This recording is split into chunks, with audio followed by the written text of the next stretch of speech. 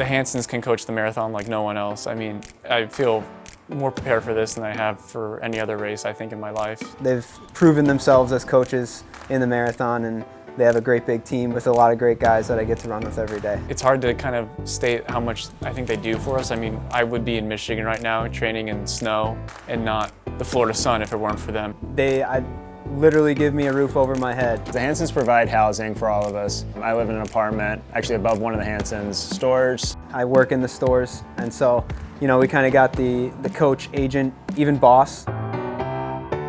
Nancy, Kevin's wife, like all the details she does for like flights and hotels, and Keith like booking the homes. I think they take care of a lot of maybe like smaller things that we don't have to think of, which relieves like pressure for us to be able to focus on like running. They've entered me in every race that I've done and always are willing to work with me if I want to change something, or they just know when I'm ready to take it to the next level. I think the reason why I chose Hansons is because when I spoke to Kevin and Keith, I could tell that they were super passionate about the program because they started it. I could see that they really valued the fact that they built it from like the ground up. And I think like how they look at their athletes as just like more than athletes, like they care about our personal lives and they like to be able to foster the other interests that we have.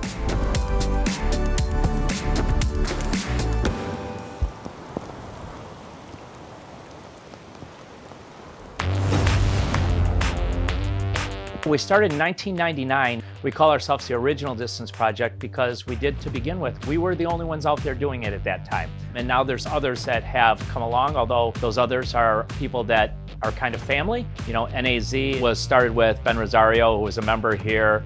OAC was started with Dathan, who was a member here. Danny Mackey ran for us before. And so like we were the original Distance Project. We believe we have a stronger tie with the community because we also have running stores in the Detroit metro area.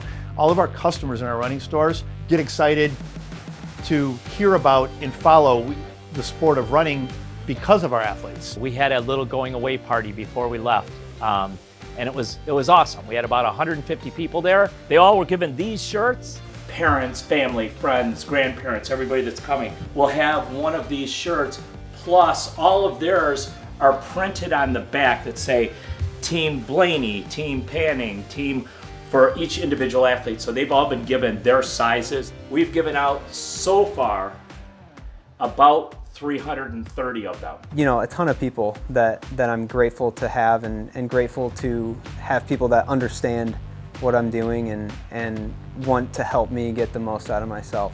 And that includes my teammates, my coaches, and Brooks as well. We're fortunate because they've been able to help design some of the elite racing wear, and now they have the Hyperion Elite 4s coming out, and our athletes have loved the Hyperion Elite 4s. They were heavily involved in feedback to help design those shoes.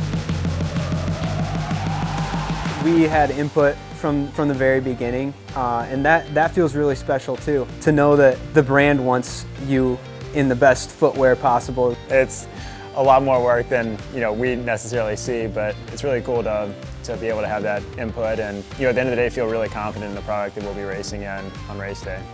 It makes me super proud to toe the line in the shoes, being such a big part of the process that got us to the shoe, and we'll do our best to make sure that they look good out there on February 3rd.